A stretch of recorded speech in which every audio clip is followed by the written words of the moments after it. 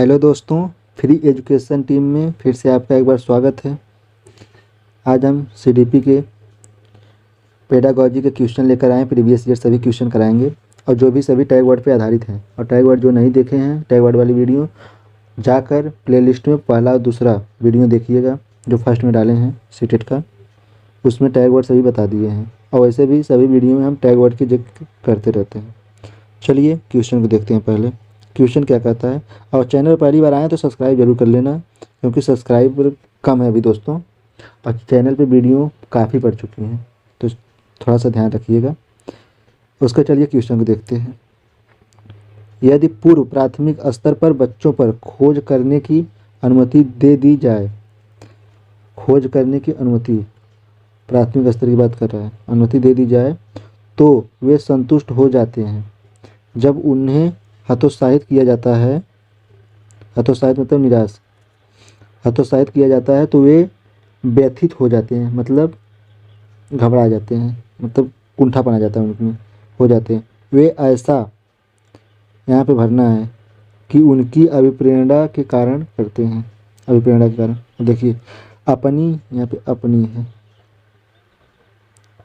अपनी अपनी शक्तियों के उपयोग करते हैं, अपनी उपेक्षा को कम करते हैं। अब देखिए जब वो व्यथित होते हैं तो वो अपनी उपेक्षा को ही कम करेंगे। उपेक्षा मतलब निगेटिव है, उनकी शक्तियों का उपयोग नहीं करते हैं। जब वो व्यथित हो रहे हैं, निराश हो रहे हैं, तो अपनी उपेक्षा को कम कर लेते हैं। यहाँ पे शक्तियों को बढ़ा देंगे तो मतलब तो अच्छी बात हो गई, लेकिन नहीं कर पाते क्योंकि वहाँ पे निराश हो रहे हैं। निराश होंगे तो वो अपनी उपेक्षा को कम करते हैं। इसका भी ऑप्शन सही होगा। चलिए अगले क्वेश्चन को देखते हैं। अगला क्वेश्चन क्या कहता है, मानव बुद्धि एवं विकास की समझ शिक्षक को यहाँ पे भरना है के योग्य बनाती है। अब देखिए क्या बनाती है, निष्पक्ष रूप से अपने शिक्षण अभ्यास, बुद्धि एवं विकास की बात कर रहा है। उसके बाद देखिए अगला ऑप्शन क्या कहता है, शिक्षण के समय शिक्षार्थी के संवेगों पर नियंत्रण बनाए रखने। उसके बाद अगला देखते हैं, विविध। देखिए सभी में सब कुछ तो है, वो भी सही था, ऑप्शन दोनों सही था, लेकिन विविध की बात कर दिया मतलब उसमें वो दोनों ऑप्शन शामिल हो गए, तो ये विविध वाला ऑप्शन सही हो जाएगा इसमें, क्योंकि विविध शिक्षार्थियों के शिक्षण के बारे में स्पष्टता, सभी विद्यार्थी मतलब जिस प्रकार के विद्यार्थी हैं सभी के शिक्षण के बारे में उनको स्पष्टता होनी चाहिए, बात यही कहता है। अगला देखते हैं क्वेश्चन, यहीं पे मिल गया ऑप्शन अपना। अगला क्वेश्चन देखेंगे, निम्नलिखित में से कौन सा सत्य है। शिक्षक द्वारा प्रश्न पूछना संज्ञानात्मक विकास में बाधक, बाधक क्यों होगा, ये तो नेगेटिव आ गया, बाधक नहीं है, सही होता, बाधक नहीं होता तो। विकास और सीखना समाज सांस्कृतिक संदर्भों से अप्रभावित है, अप्रभावित नहीं प्रभावित है, अप्रभावित मतलब कोई फर्क ही नहीं पड़ रहा है, पड़ता है। शिक्षार्थी एक निश्चित तरीके से सीखते हैं, शिक्षार्थी एक निश्चित तरीके से, निश्चित तरीके से नहीं, अनिश्चित भी होता है। कभी वो ज़्यादा सीखते हैं, कभी कम सीखते हैं, कभी ज़्यादा सीखेंगे कभी कम सीखेंगे, और कोई विद्यार्थी ज़्यादा सीखता है कोई कम सीखता है, तो ये अनिश्चित होता है। खेलना संज्ञान और सामाजिक दक्षता के लिए सार्थक है, ये सही बात है। संज्ञान और शारीरिक दक्षता मतलब शारीरिक दक्षता, शारीरिक मजबूती को बढ़ाता है खेलना। चलिए अगला देखते हैं, इसका डी ऑप्शन सही है। अगला क्वेश्चन देखते हैं। अगला क्वेश्चन क्या कहता है, समाजीकरण है सामाजिक मानदंडों में परिवर्तन, इसको देखते रहिएगा। शिक्षक एवं पढ़ाए गए के बीच संबंध, समाज के आधुनिकीकरण की प्रक्रिया, समाज के मानदंडों के अनुकूल। सामाजिकरण क्या है बताइए, सामाजिकरण हो जाएगा समाज के मानदंडों के अनुकूल, यही होगा ना दोस्तों, बताइएगा आप लोग, कमेंट करिए क्या हो जाएगा, कमेंट करके इसका बताइए आप लोग, सबका कमेंट आना चाहिए इस वाले क्वेश्चन पे, और सभी लोग करेंगे कमेंट।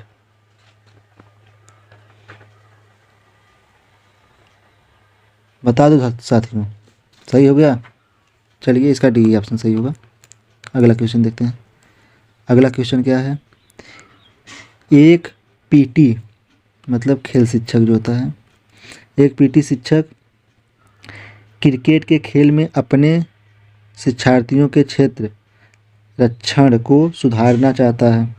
क्षेत्र रक्षण को सुधारना चाहता है। निम्न में से कौन सी युक्ति शिक्षार्थियों को अपना लक्ष्य प्राप्त करने में सर्वाधिक सहायक है? इसका देखिए पहला ऑप्शन, शिक्षार्थियों को क्षेत्र रक्षा का अधिक अभ्यास करवाना, सही है। उसके बाद देखते हैं, शिक्षार्थियों को वह बताना कि क्षेत्र रक्षक सीखना उसके लिए किस प्रकार महत्वपूर्ण है। सिर्फ बताने से वो नहीं सीख पाएगा, उसको अभ्यास करवाना बहुत ज़रूरी है। उसके बाद देखिए, बेहतर क्षेत्र रक्षण और सफलता की दर के पीछे तर्क को स्पष्ट करना। तर्क स्पष्ट करने से सिर्फ बच्चा नहीं सीख पाएगा। उसके बाद देखते हैं, क्षेत्र रक्षण को प्रदर्शित करना और शिक्षार्थी को अवलोकन करना, ये भी गलत है। ये ऑप्शन इसका सही है। अभ्यास अधिक से अधिक करवाना चाहिए क्योंकि खेल की बात कर रहा है। चलिए अगला क्वेश्चन देखते हैं। सीता ने हाथ में दाल और चावल खाना सीता ने हाथ से दाल और चावल खाना सीख लिया। जब उसे दाल और चावल दिया जाता है तो वह दाल चावल मिलाकर खाने लगती है। उसने चीज़ों को करने के लिए अपने स्कीमा में दाल और चावल खाने को, यहाँ पे देखिए भरना है, क्या कर लिया है, अंगीकृत कर लिया है, नहीं अंगीकृत नहीं किया है, समायोजित के लिए कर लिया है, नहीं किया है, अनुकूलित कर लिया है, अनुकूलित, यहाँ अनुकूलन की बात कर रहा है तो अनुकूलित कर लिया। चलिए देखते हैं अगला क्वेश्चन। अगला क्वेश्चन क्या कहता है, कक्षा में जेंडर रूढ़िबद्धता मतलब पक्षपात की बात कर दिया है से बचने के लिए एक शिक्षक को, अब शिक्षक को क्या करना चाहिए ये देखना है। लड़कों को जोखिम उठाने और निर्भीक बनने के लिए प्रोत्साहित करना। यहाँ पे देखिए लड़कों की बात कर दी है, भेदभाव की बात कर दी है और शिक्षक को ये नहीं करना चाहिए, एक ऑप्शन गलत हो गया। लड़के लड़कियों को एक साथ अपारंपरिक भूमिकाओं में रखना, हाँ ये सही है क्योंकि ये पक्षपात नहीं हो रहा है, यहाँ पे सबको समान की बात कर दी है। उसके बाद देखते हैं, अभी सी डी बचा है, इसको भी देख लेते हैं उसके बताते हैं। अच्छी लड़की अच्छा लड़का कहकर, अच्छी लड़की अच्छा लड़का कहकर, ये तो पक्षपात हो गया ना, ये गलत है, पक्षपात है और वही उसी से बचना है शिक्षक को। कुश्ती में भाग लेने के लिए लड़कियों को निरुत्साहित करना, ये भी गलत है, ये भी पक्षपात की बात कर दी है कि कुश्ती में लड़कियां भाग नहीं लेंगी, ये बात हो गया यहाँ पे। तो इसका बी ऑप्शन सही हो जाएगा क्योंकि दोनों को समान लेकर चल रहा है, समान अवसर मिला वहाँ पे। इसको देखिए ये वाला क्वेश्चन, ये क्वेश्चन क्या कहता है, विद्यालयों को किसके लिए वैयक्तिक भिन्नताओं को पूरा करना चाहिए, किसके लिए वैयक्तिक भिन्नताओं को पूरा करना चाहिए। वैयक्तिक शिक्षार्थी को विशिष्ट होने की अनुभूति कराने के लिए, वैयक्तिक विद्यार्थी को विशिष्ट होने की अनुभूति, ये गलत है। वैयक्तिक शिक्षार्थियों के मध्य खाई को कम, ये सब गलत निगेटिव टैग वर्ड है, आप वैसे पढ़िए वैसे पता चल जाएगा कि सब निगेटिव है। शिक्षार्थियों के निष्पादन और योग्यताओं को समान करने के लिए, समान कैसे कर पाएंगे, उनकी योग्यता निष्पादन कैसे समान होगा, ऐसा नहीं होगा। यह समझने के लिए कि क्यों शिक्षार्थी सीखने के योग्य या अयोग्य है, ये सही है, यही तो हमें पता करना है, यही करना है कि क्यों वो सीखने के लिए योग्य और अयोग्य है। चलिए अगला क्वेश्चन देखते हैं। अगला क्वेश्चन क्या कहता है, अगला क्वेश्चन कहता है शिक्षार्थी में वैयक्तिक भिन्नता को संबोधित करने के लिए, वैयक्तिक भिन्नता की बात कर रहा है, वैयक्तिक भिन्नता को संबोधित करने के लिए एक विद्यालय किस प्रकार का सहयोग उपलब्ध करवा सकता है। सभी शिक्षार्थी के लिए समान स्तर की पाठ्यचर्या का अनुगमन करना। चलिए देखते हैं अगला, बाल केंद्रित, देखिए पाठ्यचर्या की बात कर दिया, निगेटिव टैग वर्ड था, यहाँ पे देखिए बाल केंद्रित की बात कर रहा है।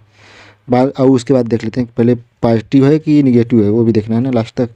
तो बाल केंद्रित पाठ्यचर्या का पालन करना और शिक्षार्थी को सीखने के अनेक अवसर, देखिए यहाँ फिर अवसर की बात कर दिया, दोनों पॉजिटिव टैग वर्ड इसी में, मतलब इसका भी ऑप्शन सही हो जाएगा। अभी और देख लेते हैं, शिक्षार्थियों में वैयक्तिक भिन्नताओं को समाप्त करना, व्यक्तिगत भिन्नताओं को समाप्त क्यों करेंगे, करने के लिए हर संभव उपाय, ये नहीं होगा। धीमी गति से सीखने वाले शिक्षार्थियों को विशेष विद्यालय, ये भी गलत है, मतलब इसका भी ऑप्शन सही है। चलिए अगला क्वेश्चन देखते हैं। अगला क्वेश्चन क्या कहता है, सतत और व्यापक मूल्यांकन पर बल देता है, क्या बल देता है वही यहाँ पे सेट करना है। अब उसको ध्यान में रखिएगा। बोर्ड परीक्षाओं की अनावश्यकता पर, ये गलत बात है। सीखने को सुनिश्चित करने के लिए व्यापक स्केल पर निरंतर परीक्षण निगेटिव है, बताए थे हमेशा। अंक जो है, ग्रेड जो है, निरंतर परीक्षा, ये सब निगेटिव है। सीखने को किस प्रकार अवलोकित, रिकॉर्ड और सुधारा जाए, इस पर, ये सही है। देखिए क्या दिया है, अवलोकित, रिकॉर्ड और सुधार किस प्रकार से किया जाए, उसी पे ध्यान देना है, सही चीज़ है। इसका सी ऑप्शन सही है। चलिए अगले क्वेश्चन देखते हैं। अगला क्वेश्चन क्या कहता है, एक शिक्षिका की कक्षा में कुछ शारीरिक विकलांगता वाले बच्चे हैं। एक शिक्षिका के कक्षा में कुछ शारीरिक विकलांगता वाले बच्चे हैं। निम्नलिखित में से उसके लिए क्या कहना उचित होगा। सबसे उचित देखिए पूछा है, अगर उसमें सभी विकलांग हैं तो उनको क्या कहना उचित होगा। देखिए पहला क्या है, पोलियोग्रस्त बच्चे अब एक गाना प्रस्तुत करेंगे। पोलियोग्रस्त बच्चे एक बहुत गलत शब्द है कि उनको ऐसे बोलेंगे जो पोलियोग्रस्त है वो चलिए गाना गाइए, ये गलत है, उनको ऐसे नहीं बोलना है। पहिया कुर्सी वाले बच्चे हाल में जाने के लिए, देखिए पहिया कुर्सी वाले बच्चे, फिर वही हो गया कि उनको दिखा रहे हैं कि आप विकलांग हो, आप ऐसे हो, ये नहीं दिखाना है। उसके बाद देखिए, शारीरिक रूप से असुविधाग्रस्त बच्चे कक्षा में कोई व्यक्तिगत गतिविधि कर सकते हैं। फिर यहाँ बोल दिए शारीरिक रूप से सुविधाग्रस्त बच्चे, ये भी नहीं बोलना है। आप किसी का नाम लेकर बोलिए या जो भी करवाना वो बोलिए, लेकिन ये नहीं बोल सकते हैं कि ऐसे बच्चे ये काम करें। और उसका देखिए, मोहन खेल के मैदान में जाने के लिए आप अपनी बैसाखी का प्रयोग कर सकते हैं। हाँ, अगर मोहन अगर पोलियोग्रस्त है या शारीरिक विकलांगता उनके अंदर है तो उनको आप ये बोल सकते हैं कि खेल के मैदान में जाने के लिए आप बैसाखी का प्रयोग कर सकते हैं। डी ऑप्शन इसका सही है, क्योंकि ये जो है डी ऑप्शन, ये निगेटिव नहीं, पॉजिटिव दिखा रहा है। ये सही शब्द का प्रयोग चयन हुआ है यहाँ पे। चलिए अगले क्वेश्चन को देखते हैं। अगला क्वेश्चन क्या कहता है, यहाँ पे कुछ आगे भरना है, क्या भरना है वही देखना है। के अतिरिक्त निम्न में से सभी कारक अधिगम अक्षमता उत्पन्न हो सकती है। अधिगम अक्षमता के करे मतलब किस चीज़ के अलावा ये हो सकता है। अब देखिए पहला सांस्कृतिक कारक, ये तो इससे नहीं होगा। अब देखिए, अच्छा यही सांस्कृतिक कारक जो है, इसके अतिरिक्त जो भी हैं इनसे अधिगम अक्षमताएँ होती हैं। जैसे सेरिब्रम का जो भी गड़बड़ी हो जाता है उसके लिए। संवेगात्मक विध्वंस, मतलब संवेग जो है उसमें कुछ न कुछ कमियां आ जाएं, कुछ हो जाए। व्यवहारगत विध्वंस, व्यवहार भी खराब होना, यहाँ पे संवेग भी खराब होना। सेरिब्रम डिसफंक्शन, मतलब इसका भी गड़बड़ी है। तो इसके अतिरिक्त जो भी हैं सब निगेटिव हैं, तो यही पूछा था किसके अतिरिक्त। चलिए अगला क्वेश्चन देखते हैं।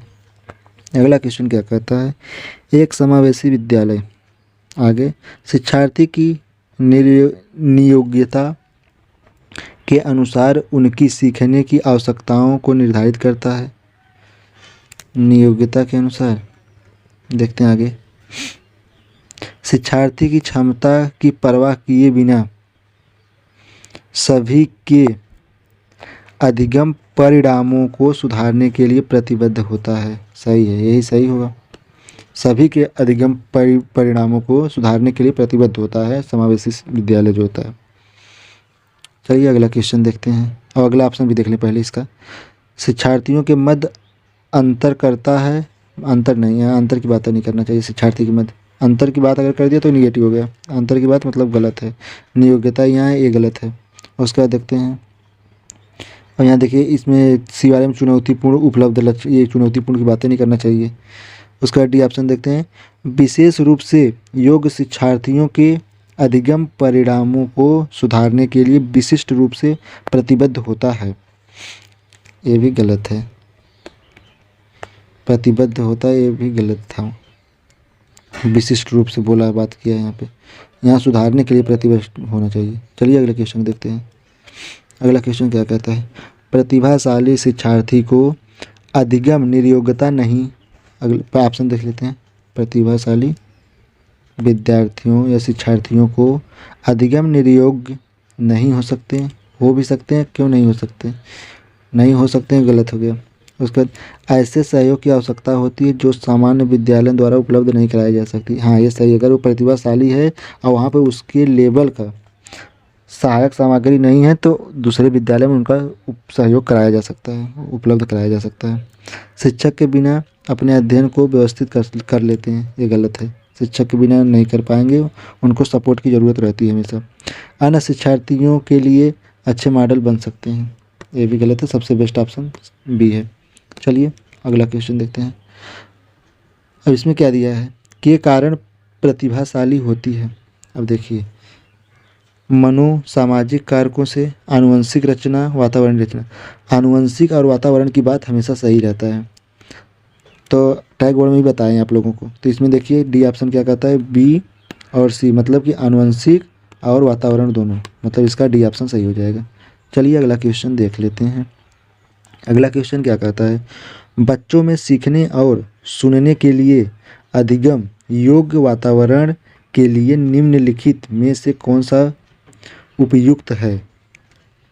अधिगम योग्य वातावरण, और इसमें क्या दिया है, सीखने और सुनने के लिए।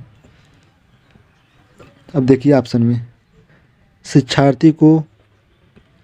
शिक्षार्थियों को कुछ यह छूट देना कि क्या सीखना और कैसे सीखना, मतलब उनको कुछ छूट दे देना कि क्या सीखना कैसे सीखना है, उस प्रकार से उनको छूट देना चाहिए। क्या करेंगे, एक लंबे समय के लिए निष्क्रिय रूप से सुनना, नहीं निष्क्रिय रूप से सुनना ये गलत है। टैग वर्ड में ही बताएं आपको।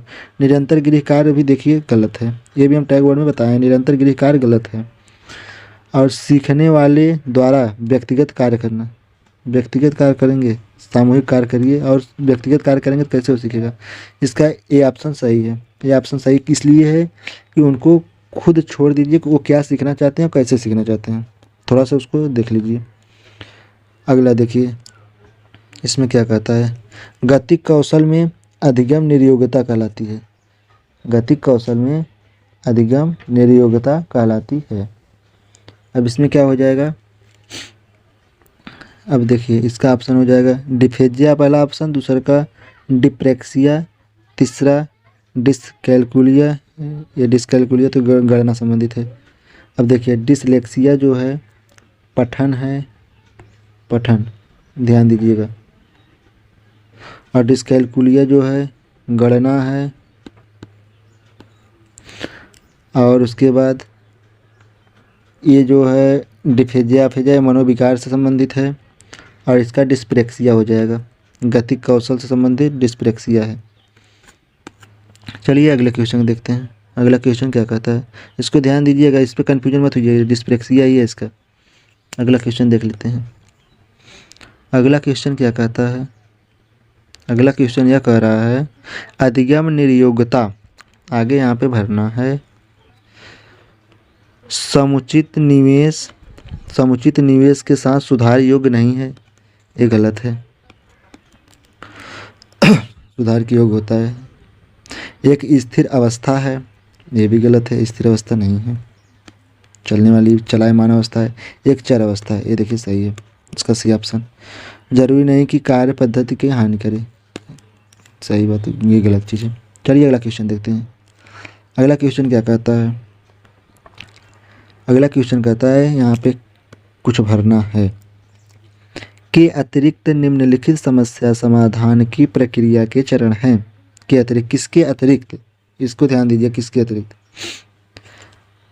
परिणामों की आशा करना, समस्या की पहचान करना, समस्या का छोटे हिस्से में बांटना, प्रभावित युक्ति को खोजना। अब देखिए अगर हम बी ऑप्शन रख रहे हैं, समस्या की पहचान के अतिरिक्त निम्नलिखित समस्या समाधान की प्रक्रिया है, ये तो गलत हो गया ना।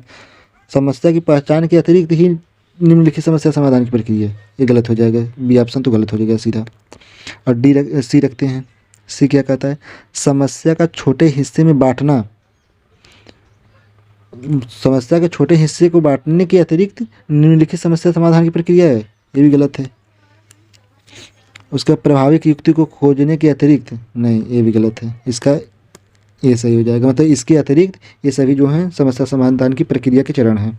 समस्या समाधान प्रक्रिया के चरण यही 3 ठे हैं, और ये उसके अतिरिक्त है, तो अतिरिक्त वाला पूछा है, तो अतिरिक्त जो है ए हो जाएगा। चलिए अगला क्वेश्चन देखते हैं। आपको ऐसे सीखते रहिए और हम भी सीखते हैं आपके साथ में, और चैनल को सब्सक्राइब जरूर कर लेना। चलिए लास्ट क्वेश्चन है। एक शिक्षक को व्याख्यान पर अधिक ध्यान देना चाहिए और व्याख्यान पर अधिक ध्यान और ज्ञान के लिए आधार उपलब्ध कराना चाहिए। शिक्षार्थियों द्वारा की गई त्रुटियों को एक भयंकर भूल के रूप में लेना चाहिए और प्रत्येक त्रुटि के लिए गंभीर टिप्पणी देनी चाहिए। ये भी गलत है।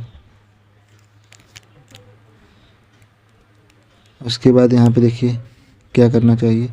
शिक्षार्थी कितनी बार गलती करने से बचता है, इसे सफलता के माप के रूप में लेनी चाहिए। नहीं, ये गलत है भी है।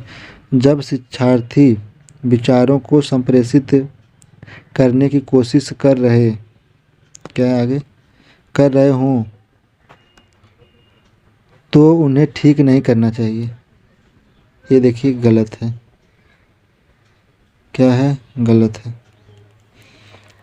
इसका ऑप्शन जो है, इसका ऑप्शन डी वाला हो जाएगा।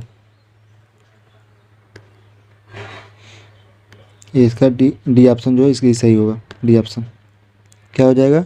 डी ऑप्शन सही हो जाएगा। और डी ऑप्शन क्यों सही होगा इसको ध्यान में दीजिएगा। डी ऑप्शन क्यों सही हो रहा है।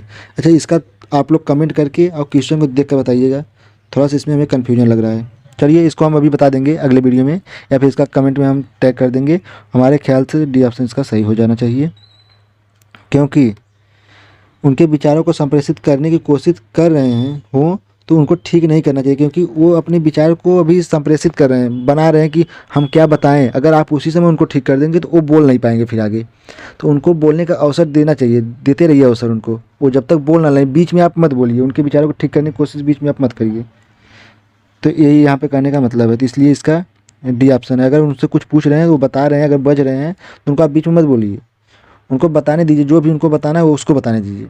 बता लें, उसके बाद आपको करेक्ट करना है जो भी होगा। तो इसलिए इसका डी ऑप्शन सही हो जाएगा। चलिए किसी ऐसे ही अगले वीडियो में आपसे फिर से मिलेंगे। तब तक के लिए नमस्कार, जय हिंद साथियों, और चैनल को सब्सक्राइब जरूर कर लेना। धन्यवाद।